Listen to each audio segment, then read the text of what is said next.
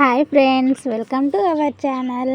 ఈరోజైతే first time రియాన్స్ పుట్టిన తర్వాత ఫస్ట్ వచ్చిన వినాయక చవితి. అలాగే నేను ఛానల్ కూడా వినాయక చవితి రోజే ఓపెన్ చేశాను. అందుకని ఫస్ట్ వీడియో అయితే వినాయకునితోనే స్టార్ట్ చేద్దామని అయితే అనుకుంటున్నాము. ఎప్పట్లాగా కాకుండా ఈసారి అయితే ఫస్ట్ టైం పసుపుతో అయితే గణపతిని చేస్తున్నాము. నాలాగా ఎవరైనా ఇలా డిఫరెంట్గా చేద్దాం అనుకుంటున్న వాళ్ళకైతే ఈ వీడియో హెల్ప్ అవుతుందని అయితే షేర్ చేసుకుంటున్నాను. ఇప్పుడైతే పసుపు గణపతిని ఎలా తయారు చేయాలన్నది అయితే వీడియో మొత్తం ఉంటుంది. స్కిప్ చేయకుండా చూసేయండి. ఒక కప్పు మైదా అలాగే ఒక కప్పు పసుపును కూడా తీసుకోవాలి. ఎందుకంటే ఈక్వల్ క్వాంటిటీలో తీసుకోవాలి. మనం పసుపుతో పాటు మైదాని ఎందుకు యూజ్ చేస్తామంటే మైదా స్మూత్గా ఉంటుంది, అందుకని చక్కగా వినాయకుడు అయితే స్మూత్గా కనిపిస్తాడు, చాలా బాగా వస్తుంది చూడడానికి కూడా. అందుకని మైదా తొందరగా అంటే అంటుకుపోవడానికి మైదాని యూజ్ చేస్తాము. అలాగే కలర్ఫుల్ కోసం పసుపు అయితే యాడ్ చేస్తాము. పసుపుతో వినాయకుడు చేస్తే ఎలా ఉంటుంది అన్నది అయితే ఈరోజు నేను మీతో చూపిస్తాను. నేను చూస్తున్నారు కదా, ఇలా మొత్తం కూడా ఒక కప్పు మైదా పసుపుని అయితే అంటే మొత్తం కలుపుకొని కొన్ని వాటర్ యాడ్ చేసుకుంటే ఇలా ఒక 5 నిమిషాలు ఉంచుకోవాలి. ఉంచుకున్న తర్వాత చూస్తున్నారు కదా ఎంత సాఫ్ట్గా ఉందన్నది ముద్ద. అయితే ఇలా మొత్తాన్ని కూడా చక్కగా కలుపుకొని చిన్న ఉండ్రాలు చేసుకోవాలి. అంటే చిన్న ఉండలు చుట్టుకోవాలి. ఎందుకంటే రెండు అంటే ఈక్వల్ సైజులో చుట్టుకోవాలి. అదైనా కానీ ఒకటేమో హెడ్ కోసం, ఒకటేమో బుజ్జ గణపయ్యకు బుజ్జ కోసం, అలాగే ఒకటి కింద కూర్చుంటారు కదా అలా పీటలాగా ఒకటి, అలాగే 2 హ్యాండ్స్ 2 లెగ్స్, అలాగే కిరీటం కోసం ఇలా అన్నీ కూడా ఈక్వల్ పార్ట్స్గా కొంచెం సైజ్ తగ్గించుకుంటూ చేసుకోవాలి. చూస్తున్నారు కదా, ఒక్కొక్కటి అయితే చేసుకున్నాను. ఈ 2 వచ్చేసి లెగ్స్, ఈ 2 హ్యాండ్స్కి, ఇవి 2 అయితే ఒకటి తొండానికి ఉంటుంది. అలాగే చిన్న చెవులు కూడా పెడతాం కదా, అలా మొత్తం అయితే చేసుకున్నాను. చూస్తున్నారు కదా, ఈ విధంగా ఇప్పుడైతే మొత్తం బుజ్జ గణపతిని అయితే రెడీ చేసుకోవాలి. ఇప్పుడైతే వినాయకుడిని కూర్చుండబెట్టడానికి మనకు ఏదన్నా ఒకటి కావాలి కదా, అందుకని అంటే పీటలాగా మనం లేకుంటే ఏదన్నా ఒకటి ఎత్తులో ఉండేది తీసుకుంటాం కదా, అలా పసుపుతోనే చేసి పసుపు ముద్దలోనే అలా పీటలాగా చేసి అయితే అందులోనే కూర్చుండబెట్టేస్తాను. చూడండి అంటే చాలా బాగుంటాడు వినాయకుడు. అంటే ఏంటంటే మనం మామూలుగా ఇప్పుడైతే మట్టి విగ్రహాలు చేయడం అయితే చాలా తక్కువ అయిపోయింది కదా, ప్లాస్టిక్ యూజ్ చేస్తున్నారు.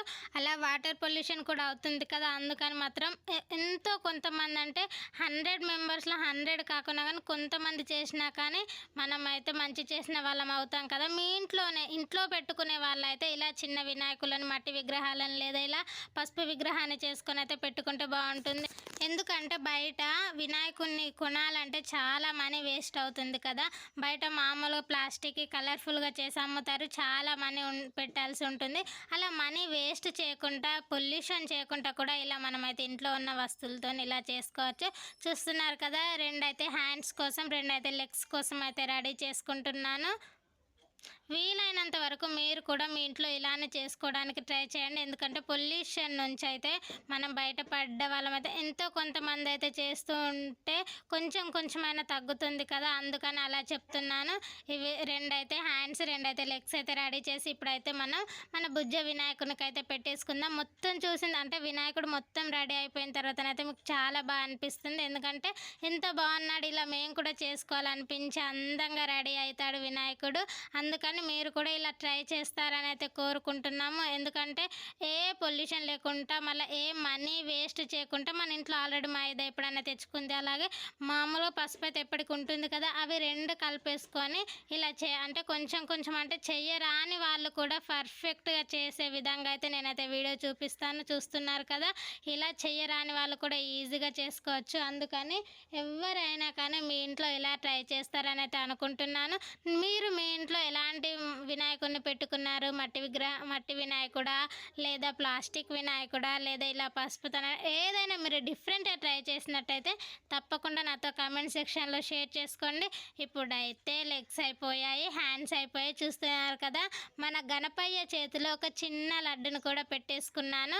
ఇలా ఏంటంటే మనకు మామూలుగా ఇట్లా గణపతి చేతిలో లడ్డు అయితే ఉంటుంది కదా, చిన్న హెడ్ మనకు తలకు తీసుకున్న రౌండ్ షేప్ అయితే తీసుకొని రౌండ్ పెట్టేసుకొని ఏంటంటే చూస్తున్నారు కదా, కొన్ని వాటర్ తీసుకొని మాత్రం నేను అలా ప్రెస్ చేస్తున్నాను. ఎందుకంటే చక్కగా అతుక్కుపోతుంది.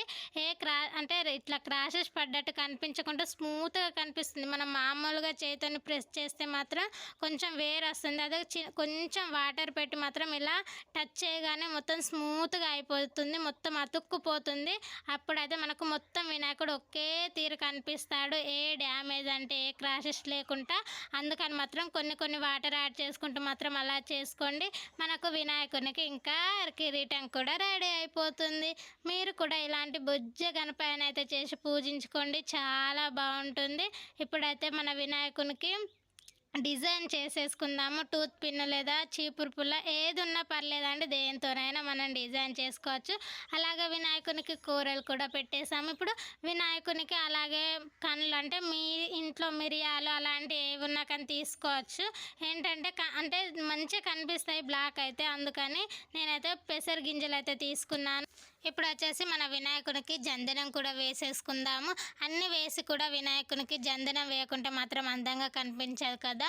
ముఖ్యంగా వినాయకునికి ఉండాల్సిందే జందనం, కాబట్టి జందనం కూడా వేసేసుకుంటున్నాము. ఏంటంటే మామూలుగా మన ఇంట్లో రీల్ ఉంటుంది కదా, ఆ రీల్నే చిన్న ముక్కలకు వచ్చేసి మూడు పోగులు అంటే 3 దారాల్లాగా తీసుకొని అయితే జందనం వేసేసుకోవాలి. ఇలా జందనం వేస్తే మాత్రం ఇంకా చాలా బాగుంటుంది అన్నది అయితే చేస్తున్నాను. మొత్తం చూసాక మాత్రం నేనైతే చాలా బాగా చేశానని అయితే నాకు అనిపించింది. ఎందుకంటే నా లైఫ్లోనే నేను ఫస్ట్ టైం వినాయకుడిని అయితే రెడీ చేశాను. చూస్తున్నారు కదా, ఇట్లా కొంచెం మైదా పిండిలోనే కొన్ని వాటర్ యాడ్ చేసుకొని ఇలా అయితే మనమైతే వినాయకునికి నామం పెట్టుకోవాలి. అలాగే మనకు హ్యాండ్ పైన ఇలా దీవించేటప్పుడే ఉంటుంది కదా, ఇట్లా మనం ఏంటంటే డెకరేషన్ చేసుకుంటున్నాము. ఏంటంటే మామూలుగా వినాయకుడిని షాపులలో కూడా చూడండి, వినాయకుడిని రెడీ చేస్తే బాగా కనిపించదు, దానికి కలర్స్ వేసి అలా డిజైన్ చేయడం వల్ల చాలా అందంగా కనిపిస్తుంది కదా. మనం కూడా ఇలా వినాయకుని చేసిన తర్వాత దానికి ఇలా అలంకరించుకుంటే మాత్రం ఇంకా అద్భుతంగా కనిపిస్తుంది. నాకైతే చాలా బాగా నచ్చేసింది మా వినాయకుడు. చూస్తున్నారు కదా, లడ్డూలు కూడా ఎందుకంటే మొత్తం అంటే పసుపు కలర్ కాబట్టి అందులోనే కలిసిపోతుంది కదా, అందుకని లడ్డుకు కూడా నేనైతే చిన్నగా చేసిన తర్వాత మైదా పిండి ఉంటుంది కదా, అందులోనే ఇలా కొంచెం ముంచేసి పెడితే మాత్రము మొత్తం వైట్ కలర్ వచ్చేసి లడ్డు కూడా చాలా అందంగా కనిపిస్తుంది. అలాగే వినాయకుడిని పెట్టుకున్నప్పుడు వినాయకుని పక్కకు మూషికం అయితే కన్ఫామ్గా కావాలి కదా, అదేనండి మూషికం అంటే ఎలుక.